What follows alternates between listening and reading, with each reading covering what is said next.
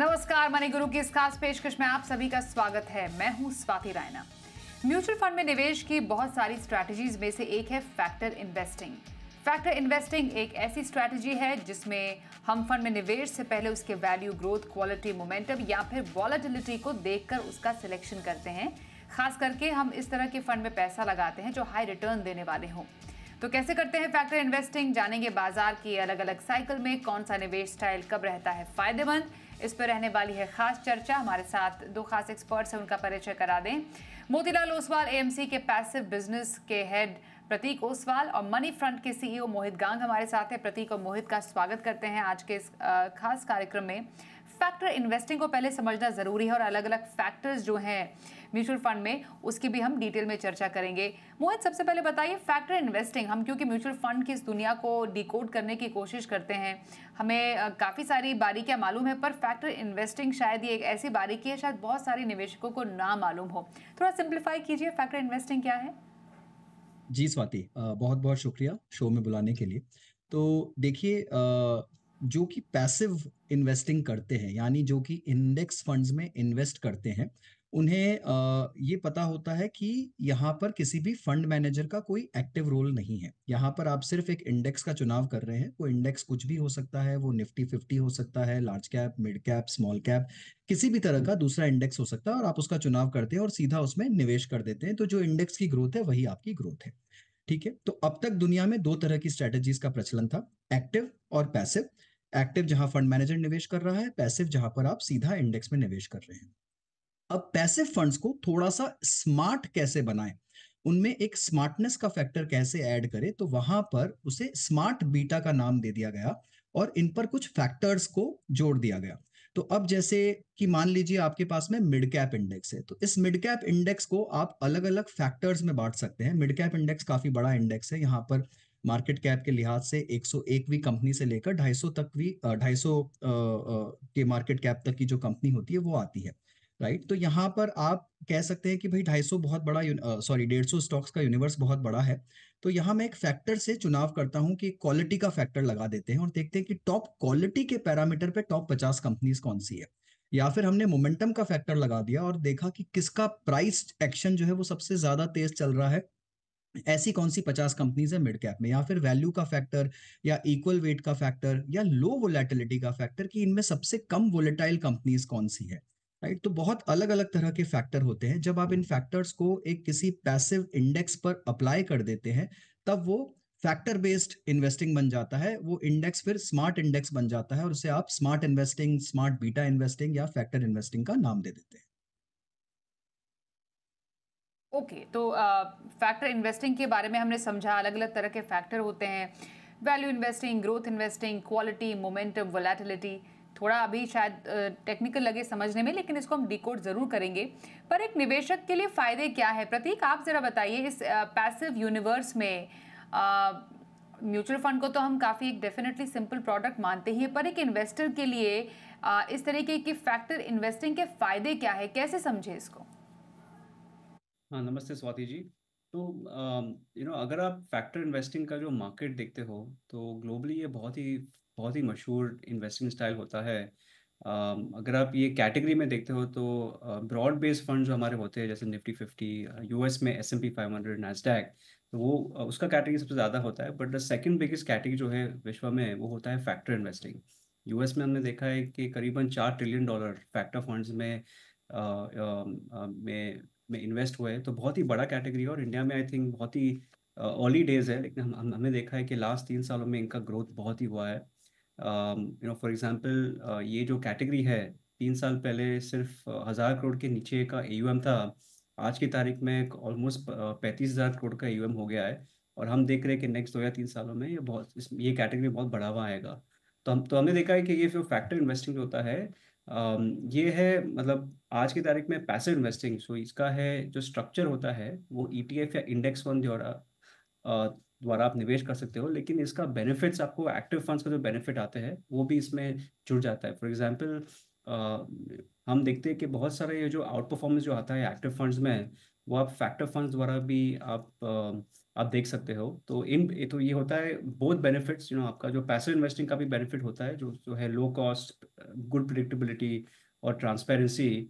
और उसके अलावा यहाँ पे हमने देखा है कि चारों जो फैक्टर्स है, मोमेंटम, लो वॉल, वैल्यू, क्वालिटी, अगर आप उनका लॉन्ग टर्म परफॉर्मेंस देखते हो तो हमने देखा है कि चारों फैक्टर ने मार्केट के बराबर आउट परफॉर्मेंस दिया है इन्वेस्टर्स को। तो इसलिए ये बहुत ही बढ़ रहा है कैटेगरी। ओके तो कैटेगरी पैसिव इन्वेस्टमेंट में अलग अलग फैक्टर इन्वेस्टिंग की काफ़ी ज़्यादा बड़ी होती जा रही है। तो डेफिनेटली इंटरनेशनल मार्केट्स में तो है, इसके बहुत सारे काफ़ी पॉपुलर है, भारतीय बाजार में भी काफ़ी ज़्यादा पॉपुलर होती जा रही है। कुछ फैक्टर्स की बात करते हैं। जो एक फैक्टर काफ़ी ज़्यादा चर्चा में आता है वो वैल्यू इन्वेस्टिंग का आता है यूजुअली। मोहित ज़रा समझाएंगे वैल्यू इन्वेस्टिंग क्या है, कैसे समझें हम वैल्यू इन्वेस्टिंग को, और किस तरीके के फंड्स होते हैं, कौन सी कैटेगरीज हैं जो कि वैल्यू इन्वेस्टिंग का इस्तेमाल करके कोई फंड का पेशकश करती है। जी स्वाति, तो देखिए स्वाति, वैल्यू इन्वेस्टिंग की जो शुरुआत है वो कहीं कहीं बहुत पुराने समय में जब इन्वेस्टमेंट्स एज अ प्रोफेशन शुरू हुआ तो value investing I think was सबसे पहला एक तरह का स्टाइल ऑफ इन्वेस्टिंग, जिसे वॉरेन बुफे ने बहुत फेमस किया। और इन्वेस्टर जगत के जितने बड़े नामचीन लोग हैं वो भी काफी हद तक वैल्यू इन्वेस्टिंग को फॉलो करते आए हैं। राइट, तो वैल्यू इन्वेस्टिंग में आप under valued companies, under valued stocks में निवेश करते हैं।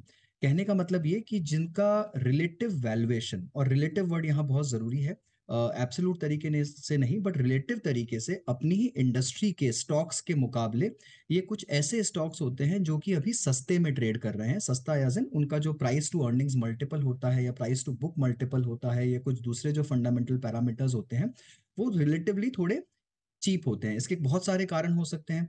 हो सकता है कि ये पीएसयू क्षेत्र की कंपनीज हो सकता है कि मार्केट को इनकी सही पहचान अभी तक ना हो पाई हो सकता है कि इनका अर्निंग्स पोटेंशियल अभी पूरी तरह से विकसित नहीं हुआ हो सकता है कि ये कैपेसिटी एक्सपेंशन के फेज में और अभी मार्केट इनको पूरी तरह से वैल्यू नहीं दे रहा है।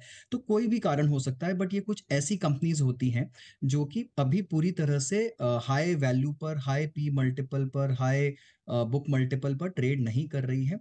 तो जब कोई फंड मैनेजर ये बोलता है कि मैं वैल्यू स्टाइल से इन्वेस्ट करता हूं, तो कहने का मतलब ये है कि वो एक तरह से फंडामेंटल पैरामीटर्स को जांच परख कर ऐसी कुछ कंपनियां निकालते हैं जहां पर अभी भी थोड़ा सा हिडन वैल्यू है। हो सकता है कि इसमें निवेश करने के बाद आपको पेशेंटली थोड़ा वेट करना पड़े। ये वो कंपनियां नहीं है जो अभी चल रही है या अभी लगातार भाग रही हैं। इनका समय आने वाला है, इनका साइकिल आने वाला है। इसी उम्मीद के साथ फंड मैनेजर्स इसमें पहले से निवेश कर कर रखते हैं कि जब वैल्यू पूरी तरह से अनलॉक होगी, जब इन कंपनीज का पोटेंशियल पूरी तरह से उभर के आएगा, तब ये स्टॉक अच्छा निवेश करेंगे। तो इसे फंडामेंटल इन्वेस्टिंग का एक कोर बिलीफ है, वैल्यू फिलॉसफी, जब आप कंपनी को इंट्रिंसिक वैल्यू से नीचे खरीदने की कोशिश करते हैं। हाँ, और कुछ कैसे फंड्स हैं जो कि ऐसे स्ट्रैटेजी का इस्तेमाल करते हैं मोहित? काफी सारे फंड्स हैं मार्केट में इस तरह के। इनफैक्ट हर फंड हाउस का आपको एक फंड मिल जाएगा। Pru ICICI value discovery fund, HSBC value fund, Templeton का वैल्यू फंड है एक जो बहुत पुराना है। तो बहुत सारे इस तरह के वैल्यू फंड्स हैं मार्केट में जो कि कोर वैल्यू फिलोसफी पर इन्वेस्ट करते हैं। बहुत सारे फंड मैनेजर्स भी हैं स्वाति, जिनका फंडामेंटल बिलीफ वैल्यू फिलोसफी का होता है। तो काफी बार मार्केट में बोला जाता है कि एस नरेन जो प्रूडेंशियल आईसीआईसीआई के सीआईओ हैं वो वैल्यू फिलोसफी में बिलीव करते हैं। ये बोला जाता था कि प्रशांत जैन जो एचडीएफसी के पहले सीआईओ थे वो वैल्यू फिलोसफी के अधीन इन्वेस्ट करते थे। तो बहुत सारे फंड मैनेजर्स भी हैं जो इस फिलोसफी को फॉलो करते हैं, but pure play value funds भी मार्केट में बहुत सारे हैं। ओके प्रतीक, वैल्यू इन्वेस्टिंग के बारे में तो हमने समझा। एक और इन्वेस्टिंग स्टाइल है जिसको समझना ज़रूरी है, वो है मोमेंटम इन्वेस्टिंग। मोमेंटम को समझना और जानना ज़रूरी है कि आखिरकार मोमेंटम क्यों ज़रूरी है। अभी जो बाज़ार की जिस तरीके का माहौल हम देख रहे हैं, बाज़ार ने एक नया लाइफ हाई भी छुआ है, अच्छी खासी तेज़ी है बाज़ार में, तो उसमें एक मोमेंटम इन्वेस्टिंग के क्या फ़ायदे होते हैं? हाँ जी, तो हमने देखा है कि ये जो मोमेंटम फैक्टर है ये बहुत ही यूनिक फैक्टर है जिसमें एक्चुअली कोई भी स्पेसिफिक स्ट्रैटेजी होती नहीं है।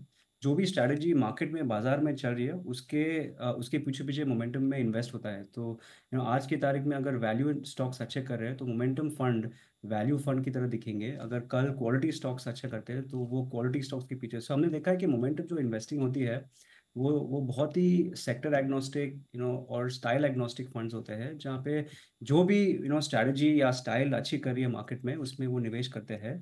और ये चलता कैसे है बेसिकली, हम ये जो इंडेक्स फंड या ईटीएफ है, मोमेंटम स्ट्रैटेजी है, ये पिक करता है स्टॉक्स जहाँ पे प्राइस मोमेंटम सबसे ज़्यादा है। तो अगर आप देखते हो कि ये जो हमारा ये जो निफ्टी 500 मोमेंटम 50 इंडेक्स जो है, वो 500 स्टॉक में से 50 स्टॉक में से जहाँ पे सबसे ज़्यादा मोमेंटम है, उन 50 स्टॉक्स में निवेश करता है। हमने देखा है कि ये पोर्टफोलियो, अगर आप बहुत लॉन्ग टर्म पे देखो, कि इसका परफॉर्मेंस भी बहुत अच्छा है और बहुत ही अडेप्टिव या एजाइल स्ट्रैटेजी है।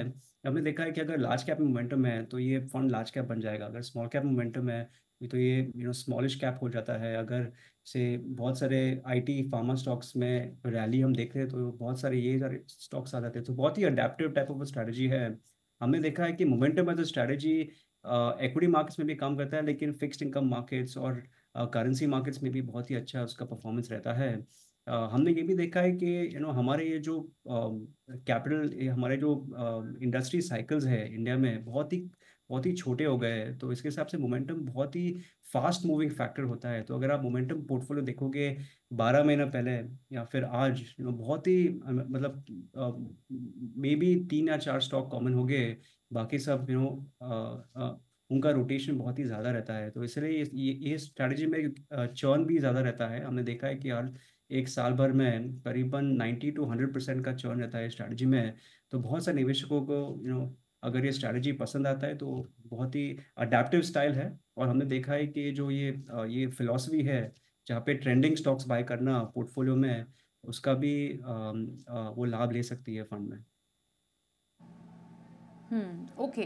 तो वैल्यू या फिर मोमेंटम, मोहित, हमने वैल्यू के बारे में समझा, मोमेंटम के बारे में समझा। दोनों में से कौन सी स्ट्रैटेजी, थोड़ा सा निवेशकों के लिए बताइए, पोर्टफोलियो में कौन सा स्टाइल होना सही है, या फिर दोनों का समावेश किया जा सकता है? जी स्वाति। तो देखिए स्वाति, मोमेंटम को मैं एक लाइन में थोड़ा साइंटिफिक तरीके से समझाने की कोशिश करता हूँ। न्यूटन का फर्स्ट लॉ ऑफ मोशन है कि a thing in motion will continue to remain in motion. मतलब कोई जो चीज चल रही है या भाग रही है वो भागती रहेगी जब तक कि कोई बहुत ही अनइमेजिनेबल सा ऑब्जेक्ट आके उसे रोक ना दे, उसकी स्पीड को कम ना कर दे, रफ्तार को कम ना कर दे। तो ये न्यूटन का फर्स्ट लॉ ऑफ मोशन है और यही मोमेंटम फिलोसफी है। मोमेंटम फिलोसफी वो है कि आप चढ़ती हुई ट्रेन में सवार हो रहे हैं जो बहुत तेज स्पीड से भाग रही है और आप उसमें पार्टिसिपेट करना चाहते हैं। ये वो शेयर होते हैं जो कि बहुत तेजी से, जिनमें प्राइस एक्शन चल रहा है, बहुत सारा वॉल्यूम बढ़ रहा है, बहुत ज्यादा प्राइस एक्शन है, काफी सारे निवेशक आ रहे हैं, तो यहाँ पर आप भी शामिल हो रहे हैं और पार्टिसिपेट कर रहे हैं। इसमें रिस्क भी उतना ही हाई है। जब ये घिरते हैं या पलटते हैं तो इनका जो मार्कडाउन या फिर जो ड्रॉडाउन होता है वो बहुत ज्यादा हाई होता है और नेगेटिव वोलेटिलिटी में ये काफी तेज होते हैं, यानी आपको नुकसान की भारी संभावना भी होती है अगर ये ट्रेंड बदल जाता है तो। राइट, तो उसको अगर आपको थोड़ा सा बैलेंस करना है अपने पोर्टफोलियो में, अगर आप मोमेंटम को लेते हैं, शामिल करते हैं, तो उसे बैलेंस करने के लिए या तो फिर आप लो वोलेटिलिटी का फैक्टर लीजिए या फिर आप वैल्यू का फैक्टर लीजिए। तो वैल्यू से एक तरफ आप एक स्टाइल ले रहे हैं जो फंडामेंटली आप किसी पोर्टफोलियो को कैप्चर करने की कोशिश कर रहे हैं, एक बहुत ही लॉन्ग टर्म पोर्टफोलियो बना रहे हैं जहां पर आपको वैल्यू अनलॉक होगी शायद 2 3 5 साल में, और बट ये फंडामेंटली बहुत अच्छी रॉक सॉलिड कंपनीज हैं, बिजनेसेस हैं। मोमेंटम में हो सकता है कुछ वैल्यू वाली कंपनीज भी हों, बट ये मोस्टली वैसी कंपनीज हैं जहां पर प्राइस एक्शन बहुत जबरदस्त चल रहा है। तो यहाँ पर आप क्विकली एक्शन लेना चाहते हैं, क्विकली रिटर्न कैप्चर करना चाहते हैं, तो दोनों ही स्ट्रेटेजीज का समावेश किसी भी एक अच्छे अग्रेसिव पोर्टफोलियो में होना ही चाहिए। हाँ, अगर आप बहुत कंजर्वेटिव निवेशक हैं तो मैं कहूंगा कि आप मोमेंटम से थोड़ा सा बच के चलिए। अगर आप एक कंजर्वेटिव पोर्टफोलियो बनाना चाहते हैं तब फिर आप मोमेंटम शायद आपके लिए इतना जरूरी फैक्टर ना हो, बिकॉज यहाँ पर ड्रॉडाउन्स थोड़े शार्प हो सकते हैं। बट अगर आपके पास समय अवधि है, आप लंबा पोर्टफोलियो बनाना चाहते हैं, तो फिर दोनों ही फैक्टर आपको शामिल करने चाहिए। तो वैल्यू और मोमेंटम स्ट्रैटेजी दोनों पोर्टफोलियो में शामिल की जा सकती है, क्योंकि दोनों के अपने अपने अलग अलग रोल हैं जिसके तहत ये काम करते हैं। और अभी एट प्रेजेंट जो कुछ मोमेंटम फंड्स हैं बाजार में ऑलरेडी, उसमें HDFC ICICI प्रू का मोमेंटम फंड शामिल है, मोतीलाल ओसवाल का निफ्टी 200 मोमेंटम 30 इंडेक्स फंड शामिल है, एडलवाइस मेरा एक क्वांट का भी और Nippon India Nifty 500 momentum fund भी शामिल है इस वक्त बाजार में। पर ब्रेक के लिए भी रुकेंगे, ब्रेक के बाद भी जानेंगे कि इस वक्त और बाजार में कौन सा मोमेंटम फंड है जिस पर हम चर्चा करेंगे। प्रतीक से बात करेंगे और जानेंगे उनके मोमेंटम फंड की, निफ्टी 500 मोमेंटम 50 इंडेक्स फंड, उसकी क्या खासियत है। एक छोटे से ब्रेक के बाद बने रहिए हमारे साथ।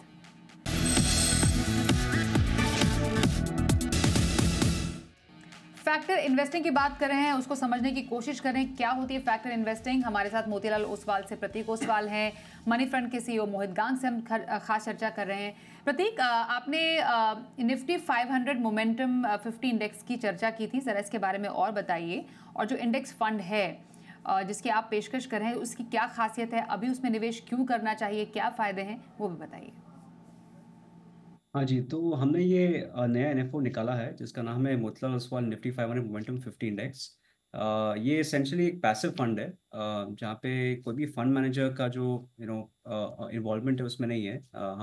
हम सिर्फ निफ्टी का जो इंडेक्स है, जो निफ्टी 500 मोमेंटम 50 इंडेक्स है, उसको हम रेप्लिकेट करेंगे म्यूचुअल फंड में। और इसकी खासियत है कि ये आपको एक फंड है जहाँ पे आपको मल्टी कैप एक्सपोजर मिलता है मोमेंटम एज अ स्टाइल में। हम मोमेंटम स्टाइल के बारे में हमने बात ही किया था, तो बेसिकली हमने देखा है कि मोमेंटम का जो ये स्ट्रैटेजी है, लार्ज मिड और स्मॉल कैप्स में जो बेस्ट 50 आइडियाज जो है, वो ये फंड में आप निवेश कर सकते हो।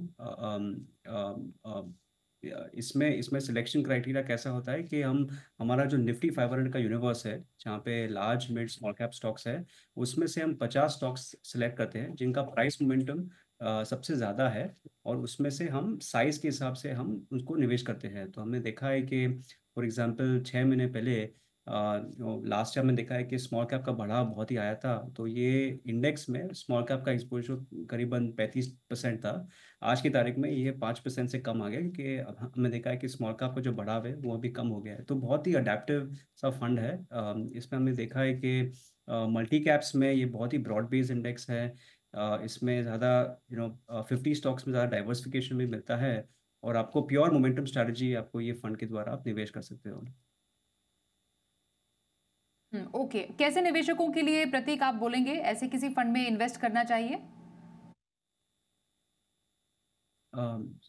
सॉरी, मुझे सुनाई दिया नहीं दिया।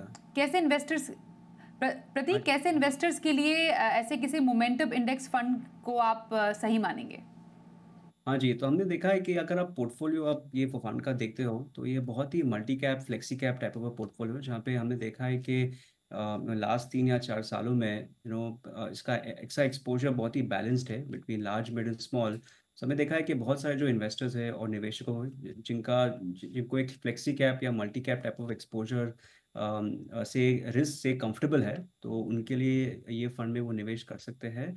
हमने देखा है कि ये बहुत ही फास्ट मूविंग पोर्टफोलियो है। जो ये पोर्टफोलियो का जो चर्न है, ये करीबन 90 से 100% का चर्न है। तो बहुत सारे निवेशकों जहाँ पे उनको ज़्यादा चर्न पसंद नहीं, उनके लिए शायद ये फंड शायद कंफर्टेबल नहीं रहेगा निवेश करने के लिए। और हमने देखा है कि ये फंड जो है, मोहित जी ने बात किया था, लेकिन इसका वॉलिटिलिटी भी ज़्यादा ऑन एवरेज 10 से 20% ज़्यादा है जो हमारे फ्लेक्सी कैप कैटेगरी में है। तो बहुत सारे जो अग्रेसिव इन्वेस्टर्स हैं, जिनका portfolio flexi cap multi cap style में वो निवेश करते हैं, उनके लिए ये बहुत ही अच्छा फंड है निवेश करने का। Okay, momentum strategy, value strategy पे हमने चर्चा की। एक और स्ट्रैटेजी इस पर अब चर्चा करते हैं, वो है ग्रोथ स्ट्रैटेजी। मोहित बताइए, ग्रोथ मोमेंटम और वैल्यू से कैसे अलग है, और कैसे इन्वेस्टर्स के लिए ग्रोथ स्ट्रैटेजी है, कैसे समझे किसी एक फंड की ग्रोथ स्ट्रैटेजी? जी, तो देखिए स्वाति, ग्रोथ यानी देखिए, आप जब बाजार में आप निवेश कर रहे हैं तो आप ग्रोथ कंपनीज में ही निवेश करते हैं अमूमन तरीके से। तो ये ऐसी कंपनियां हैं जो बहुत अच्छी तरह से ग्रो कर रही हैं, जहां पर आप देख रहे हैं कि नया कैपेसिटी एक्सपेंशन हो रहा है, नए प्रोजेक्ट्स आ रहे हैं।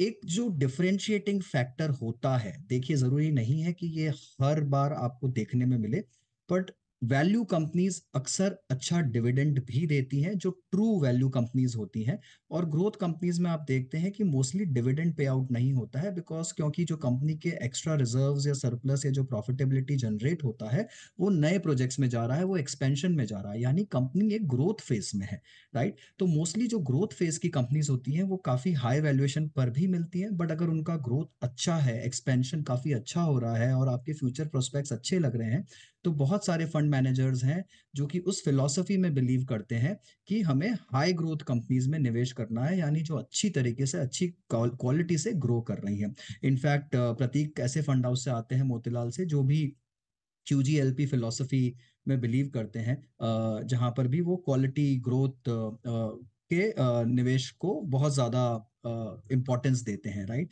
तो ग्रोथ, वैल्यू और मोमेंटम, ये तीनों ही स्ट्रेटेजी में बहुत ज्यादा ओवरलैप भी होता है स्वाति, कि काफी बार आपको मोमेंटम वहां देखने में मिलेगा जहां पर अच्छा ग्रोथ हो रहा है, कंपनीज में अच्छी बढ़ोतरी हो रही है, उनके ऑर्डर बुक्स एक्सपैंड हो रहे हैं, नया कैपिटल प्रोजेक्ट्स आ रहे हैं उन कंपनीज में। और काफी बार जैसा प्रतीक ने बोला, मोमेंटम वहां भी देखने को मिलता है जहां पर थोड़ा सा वैल्यू अनकवर हो रहा है। तो थोड़ा सा ओवरलैप है तीनों ही स्ट्रेटेजीज में आपस में। बट मोस्टली जब आप किसी म्यूचुअल फंड में निवेश करते हैं तो ऑलमोस्ट मैं कहूंगा स्वाति 70 से 80% फंड जो इंडस्ट्री में है आज की तारीख में, जो कि multi cap, flexi cap, large, large plus mid, इन कैटेगरीज में है, वो टिपिकली ग्रोथ फिलोसफी में बिलीव करते हैं। उनमें कुछ कुछ ब्लेंड होता है, कभी कभी वो ग्रोथ प्लस वैल्यू स्टाइल में निवेश करते हैं, बट मोस्टली जो फंड मैनेजर्स हैं इंडस्ट्री के, वो ग्रोथ फिलोसफी को बिलोंग करते हैं और उसी तरीके से निवेश भी करते हैं। प्रतीक, क्योंकि जो मोमेंटम स्ट्रैटेजी है, डेफिनेटली जो इन्वेस्टर है उसको थोड़ी समझ होना ज़रूरी है। एक इन्वेस्टर को थोड़ा पता होना चाहिए वो कैसे फ़ंड में इन्वेस्ट कर रहे हैं। थोड़ी बहुत डेफिनेटली वॉलेटिलिटी भी या थोड़ा बहुत उतार चढ़ाव भी हम बाज़ार में देखते हैं। क्या आप सजेस्ट करेंगे एक अच्छा फंड जो है उसका चुनाव कैसे करें अभी इस मोमेंट पर? एक इन्वेस्टर किन बातों का ध्यान रखें? हाँ जी, तो सबसे इम्पोर्टेंट बात है कि इन्वेस्टर्स को अपना रिस्क प्रोफाइल के बारे में जानना चाहिए। बहुत सारे हमारे जो इन्वेस्टर्स है, प्योरली रिटर्न देख के निवेश करते हैं, वो एक्चुअली गलत टाइप ऑफ इन्वेस्टिंग है। आपके रिस्क के मुताबिक आपको निवेश करना चाहिए। तो बहुत सारा हमारे जो इन्वेस्टर में खुद ने देखा है कि स्मॉल और मिड कैप का जो हमने बुल रन देखा है लास्ट 3 सालों में, उसके रिटर्न चेजिंग बिहेवियर के मुताबिक वो निवेश करते हैं। हमारे हिसाब से जो रिस्क आता है स्मॉल और मिड कैप इन्वेस्टिंग में, वो लार्ज कैप से ज़्यादा था। सो आई थिंक हमारे हिसाब से risk is the most important thing for investing. दूसरा चीज़ है कि मोमेंटम में तो स्ट्रैटेजी है। अगर आप मार्केट को 3 सेगमेंट्स में डिवाइड करेंगे, एक है होता है बुल मार्केट, दूसरा है बेयर मार्केट, और तीसरा है रिकवरी मार्केट, जो बेयर और बुल के बीच में आता है। हमने देखा है कि momentum style upward trending markets में उसका परफॉर्मेंस बहुत ही अच्छा रहता है। और बहुत सारे निवेशकों ऑल्सो ट्राई करते हैं कि वो बुल मार्केट्स के मुताबिक टाइम कर सकते हैं, लेकिन ये भी हमारे हिसाब से अच्छा स्ट्रैटेजी नहीं है, क्योंकि हमने देखा है कि अगर बुल मार्केट्स में अगर आप मोमेंटम का परफॉर्मेंस देखते हो तो बहुत ही तगड़ा परफॉर्मेंस आता है बुल मार्केट में। हमने देखा है कि last year for example momentum का out performance broad based market से करीबन 30-35% है। हमने देखा है कि हर 5 सालों में जब भी मार्केट का परफॉर्मेंस 15-20% से ज़्यादा रहता है, मोमेंटम का आउट परफॉर्मेंस उसके ऊपर बहुत ही तगड़ा रहता है। और तो वो तो आई थिंक टाइमिंग ये स्ट्रैटेजी में बहुत ही मुश्किल है। और हमारे हिसाब से अगर आप ये स्ट्रैटेजी को देखते हो तो उसको मिनिमम 5 से 7 सालों के लिए आपको का इन्वेस्टमेंट होराइजन होना चाहिए।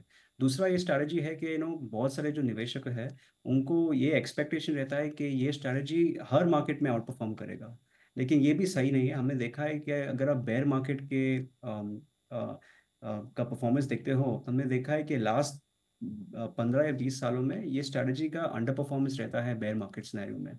तो ये भी बहुत इंपॉर्टेंट है कि इन्वेस्टर्स का जो एक्सपेक्टेशन रहता है फंड में, बुल मार्केट्स में हमने देखा है अच्छा ही है, लेकिन बेयर मार्केट्स में आपको थोड़ा अगर अंडर परफॉर्मेंस आता है तो वो भी नेचुरल है और एक्सपेक्टेड है। तो उसके मुताबिक भी आपको निवेश करना चाहिए। ओके ओके, लास्ट सवाल मोहित आपसे, क्योंकि हमने बात की ग्रोथ की। आपने कहा कि मैक्सिमम जो फंड्स हैं वो ग्रोथ इन्वेस्टिंग को फॉलो करते हैं। वैल्यू काफ़ी एक इम्पॉर्टेंट एस्पेक्ट है किसी भी इन्वेस्टिंग का, जिसको बैक करते हैं बड़े बड़े इन्वेस्टर्स भी। तो फिर वैल्यू या फिर ग्रोथ एक पोर्टफोलियो में? मोहित। जी स्वाति, किसी भी पोर्टफोलियो में जब हम बात करते हैं कि बहुत अच्छा डाइवर्सिफिकेशन होना चाहिए, और हम अक्सर जब बात करते हैं डाइवर्सिफिकेशन की, तो हम ये बोलते हैं कि आपके पास large cap, mid cap, small cap का अच्छा संतुलन होना चाहिए। तो मार्केट कैप का डाइवर्सिफिकेशन स्वाति मेरे लिहाज से काफी छोटा डाइवर्सिफिकेशन है। बड़ा और सबसे ज्यादा महत्वपूर्ण डाइवर्सिफिकेशन जो किसी भी पोर्टफोलियो में होना चाहिए, वो है इन्वेस्टिंग स्टाइल का डाइवर्सिफिकेशन। यानी आप ग्रोथ स्टाइल के फंड्स लीजिए, वैल्यू स्टाइल के लीजिए, मोमेंटम स्टाइल के लीजिए। तो ये तीनों का जब आप मिश्रण अच्छी मात्रा में अपने पोर्टफोलियो में करते हैं, तभी आपका पोर्टफोलियो बहुत अच्छा और क्या बोलते हैं, एक लॉन्ग टर्म पोर्टफोलियो बनेगा। तो ग्रोथ और वैल्यू ये एक बहुत एटर्नल डिबेट है स्वाति। इसका कोई सीधा जवाब नहीं है। आपको दोनों ही अपने पोर्टफोलियो में शामिल करने होंगे, ताकि आप हर मार्केट साइकिल में अच्छा रिटर्न कमा पाएं। और कोई ना कोई पोर्टफोलियो का पार्ट जो होगा वो हमेशा थोड़ा अच्छा परफॉर्म करेगा, बट दूसरा वाला पार्ट आने वाली अगली साइकिल में फिर आपको रिटर्न बना के देगा। तो दोनों का अच्छा मिश्रण ही सबसे अच्छा पोर्टफोलियो बनाता है। ओके, तो बेसिकली देखा जाए तो आपके पोर्टफोलियो में वैल्यू, ग्रोथ, मोमेंटम, हर किसी तरह का स्टाइल होना चाहिए, पर आपको ये जानने की ज़रूरत है कि आपके लिए कौन सा स्टाइल ज़रूरी है। इस पर हमने कुछ खास चर्चा की है आज। बहुत धन्यवाद करेंगे प्रतीक आपका, और साथ ही मोहित आपका भी हमारे साथ इस चर्चा में शामिल होने के लिए। रुकते हैं ब्रेक के लिए भी। इस खास कार्यक्रम में बस इतना ही, पर खबरें जारी रहेंगी। देखते रहिए जी बिजनेस।